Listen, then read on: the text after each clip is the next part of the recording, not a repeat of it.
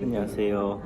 21년 11월 20일 제주도 클럽 ES 리조트 식당입니다.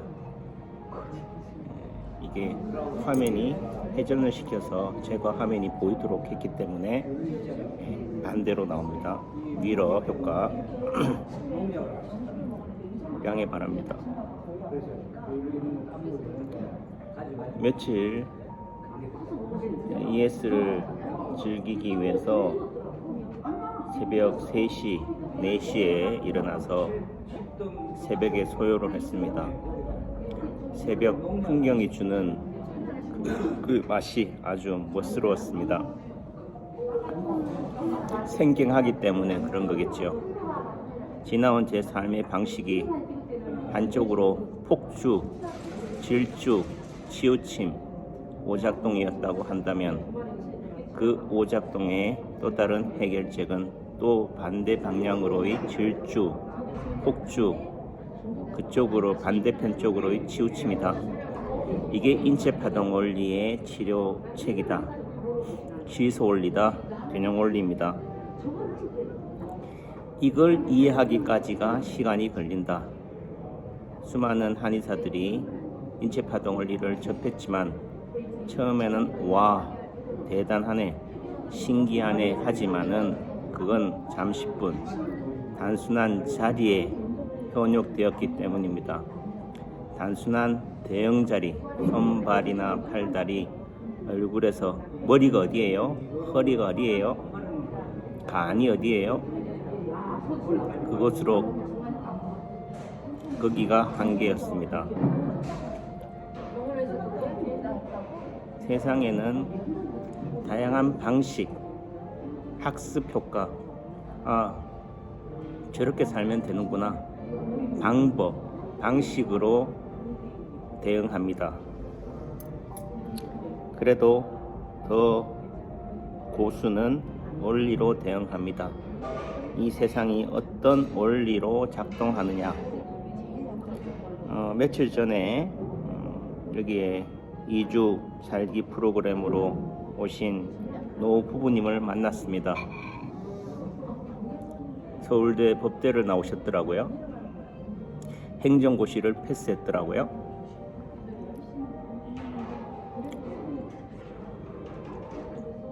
청담동에 80평의 집을 사셨더라고요.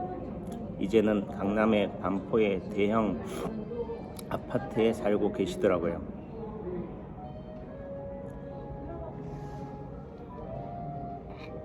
그런데 전혀 그런 티가 돈을 쫓아온 표가 안 나는 부부였습니다. 남편 되시는 분은 이제와는 거리가 먼 남창규과였습니다. 그저 호기심에 젖은 동심의 어린아이 같은 어르신이셨습니다. 그러니까 제 눈에도 들어온 거겠고 제가 좋아하게 된 거겠죠. 사모님은 그런 동심에 젖은 남편을 컨트롤하기 바빴습니다. 어디로 튈까?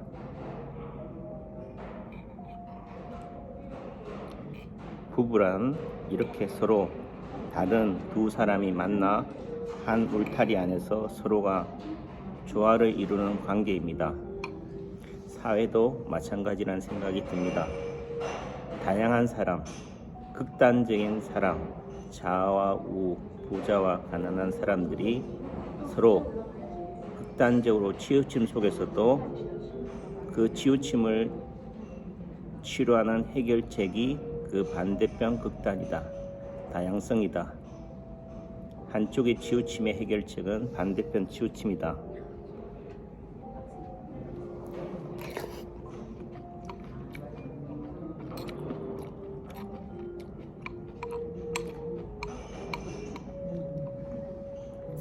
근데 그 사모님의 말씀이 인상적이었습니다. 왜 파고다 공원에 그 많은 어르신들은 왜 그렇게 잡담으로 한가함으로 시간을 보낼까? 그분들이 농번기에 시골에 나간다면은 시골 일선을 도우면서도 충분히 생활비를 벌 수가 있을 텐데 왜 급식소를 기웃거리실까? 그 말의 다른 의미는 한심하다는 의미가 아니라 당신이 그런 위치, 입장에 처한다면은 뭐라도 가출부라도 노가다 인부라도 해서 하루하루 삶을 이어가겠다라는 의지의 다른 표현입니다. 지금 국가가 너무 많은 부분에서 개인의 생계를 책임진다. 좋은 의미죠. 복지국가로 가는 의미기도 합니다. 과연 복지가 그런 걸까? 서로 생각이 다를 수는 있지만은 그러면서 하시는 말씀이 당신은 평생 힘들고 어려운 가난한 시절을 겪어내면서도 남편이 벌어다 주는 그 생활비를 아껴서 적금을 넣고 채권을 사고 배당금을 받는 주식에 넣고 그렇게 해왔다는 거죠. 또 내지는 주변의 강권에 못 이겨서 어쩔 수 없이 돕다 보니 집도 사게 되고 그러다 보니 한강에 보이는 집이어서 부에 편승해서 부를 축적하게도 되었다라고 합니다. 하지만 그 부를 이용해서 또 다른 재테크를 활용하려고 할 생각도 없이 그저 묵묵히 묻혀두다 보니까 오늘에 이르렀다. 작게 요령이 없어 보이는 그런 방식으로 재테크를 한 것처럼 보였습니다. 결론은 운이 좋았다. 주변에 좋은 사람들을 만났다. 특히나 주변에서 힘들고 어려운 사람들이 나한테 손을 내밀었을 때 나도 힘들었지만 매몰차게 뿌리치기보다는 오죽하면 저럴까, 그래 손이라도 한번 잡아주자, 그랬던 인연들이 좋은 인연으로 승화되더라. 제가 볼 때는 그 어떤 드라마로도 그 어떤 계획으로도 의도로도 이루어질 수 없는 기가 막힌 타이밍이다. 기가 막힌 재테크다라는 생각도 듭니다. 과연 그거는 방식, 남이 저렇게 하니까 나도 저렇게 하면 되겠구나라는 방식으로 가능할까요? 제가 생면부지인 두 분과 무심코 시내에 나가려고 버스 정류장에 ES 리조트 정문 앞에 있는 버스 정류장에 가다가 두 분이 언덕위를 산책하는 모습을 보고 그 모습이 석양이 지는 그 저녁 오후에 두 분의 모습이 너무 저녁이 아니었네요. 오전이었습니다. 11시경 모습이 너무 아름다워서 두 분이 혹시 불륜이세요? 사모님이 뜨악해서 뭐요?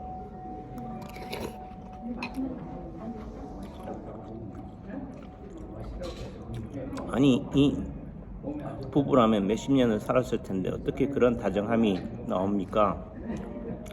불륜이 아니고서야 가능한 일인가요?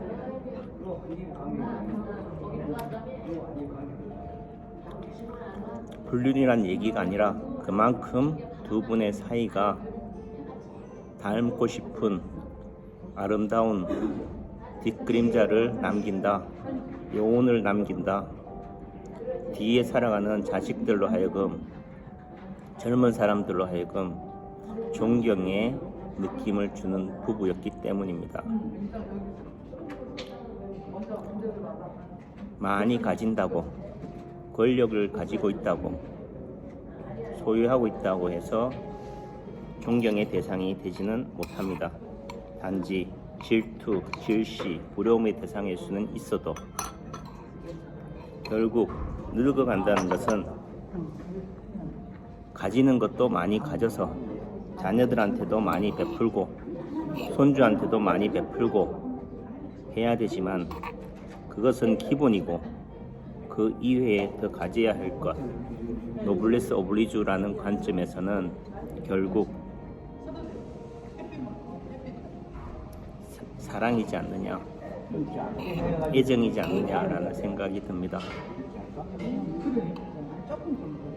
한쪽으로 치우치는 그 남편의 고안에서 아내는 그 반대편으로 치우치고 튀어져 나가려는 남편의 원심력을 아내가 적절히 구심력으로 잡아당기는 작용과 반작용이 이 세상이 작동하는 원리다, 조화다. 결국 세상의 모든 문제, 오늘 아침에 뉴스에서 보여지는 편의점 알바생과 손님 간의 마스크를 왜 똑바로 안 쓰세요라는 것에 대해서 고객이 알바생을 폭행했다.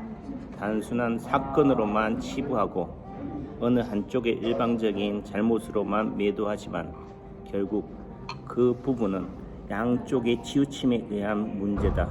어느 한쪽이 반대편으로 치우쳐 갔다라고 한다면은 그런 관점에서 적절히 조화와 균형을 잡아갈 수 있는 부분들이 돼야 되는데 그것을 상대를 인정하기보다는 무조건적으로 부정하고 매도하고 마스크를 똑바로 쓰세요라고 하는 입장에 있어서는 마스크를 쓰는 것이 정의다, 옳다라는 관점이고 마스크를 벗은 입장에서는 마스크를 쓴 사람의 관점이 잘못되었다, 그렇게 얘기하는 것이 틀렸다라는 관점에서 서로가 서로를 부정하기 때문이 아닌가라는 생각이 듭니다.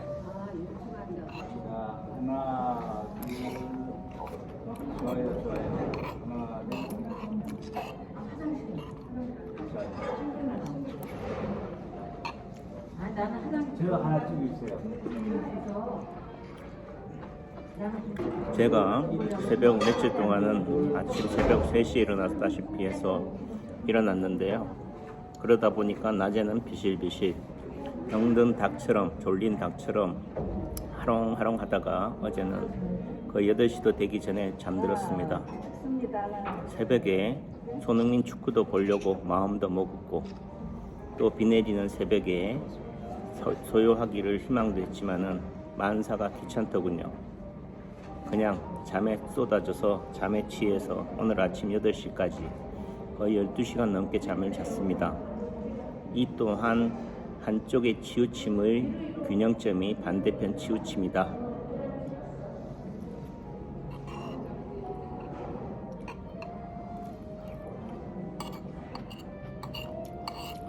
늘상 반복되는 일상에서의 치료점은 휴가고 생경한 낯선 환경에 노출되는 것이고 그 낯선 환경도 하루 이틀 지나면은 또다시 반복되는 일상이 되어버린다. 지금 며칠 지난 입장에서 제 친구가 하는 얘기가 야, 너 일주일도 못 버틸걸? 어떤 사람은 일주일도 못 버티고 하루도 못 버티고 하지만은 그래도 이러한 외로움에 고독에 익숙해져 있는 부분에서는 이 또한 일상으로 즐길만 하다.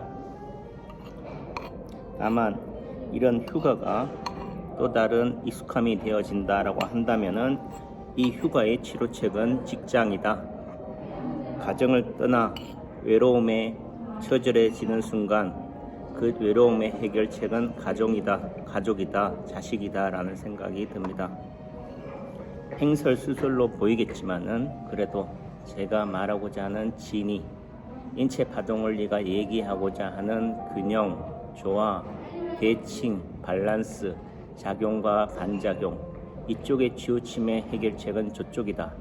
결국 다양한 많은 사람들이 살아가는 사회가 이 사회다. 구체적으로 예를 하나 또 제가 깜빡해서 그랬는데요. 또 시내버스 기사분이 정차 중에 급정거하는 바람에 그 반동으로 넘어져서 전치 2주의 사고로 됐다. 그 책임을 누가 묻느냐? 1, 2심은 승객에게 물었고 3심 대법원에서는 버스 기사에게 책임을 물었습니다. 고의로 승객이 고의로 넘어지거나 또는 고의로 자살하려고 하지 않는 한에 있어서는 그 책임은 오로지 승객이 아닌 버스 기사에게 있다라는 말이었습니다. 여러분들은 이 판례에 대해서 어떻게 생각하시나요? 이 또한 치우침이구나. 오로지 민주정부라는 입장에서는 오로지 모든 것들을 노동자 중심, 국민 중심이구나. 사용자 중심이 아니구나. 버스 기사도 또한 이 정부, 이 대법원의 입장에서는 사용자라고 본 거죠. 가진 자라고 본 거겠죠. 그 또한 한 가정을 책임진 노동자일진데 그게 단순히 법으로 눈으로 보여질 수 있고 증명할 수 있는 부분일까요? 제가 제주도에 와서 버스를 타면서 내리면서 안녕하세요, 감사합니다, 열에 9은 무대응입니다. 기사분들이. 그나마 한두 분 정도가 반응을 합니다. 남창규는 인사성이 바르다. 버스 기사분들은 인사성이 없다를 얘기하는 게 아닙니다. 이 코로나 시대가, 이 사회가 더 이상 너와 나를 이웃이나 친구가 아닌 남남으로 언제 어떻게 도발할지도 모르는 적으로 보고 있다는 반증입니다. 서로가 나의 삶에 개입하지 마. 너는 너, 나는 나라는 것이 이런 마스크가 또는 이런 시대 상황이 그런 게 아닌가라는 생각이 듭니다. 편의점을 가도 마찬가지입니다. 안녕하세요. 대답이 없습니다. 너는 물건이나 사. 나는 계산만 할게. 카드를 내밀었습니다. 당신이 직접 꽂으세요. 카드가 코로나의 전염체라는 얘기인 거죠. 여러분들은 이런 일상이 익숙하십니까? 저는 불편합니다. 저는 이해되지 않습니다. 제 얘기의 결론입니다. 감사합니다.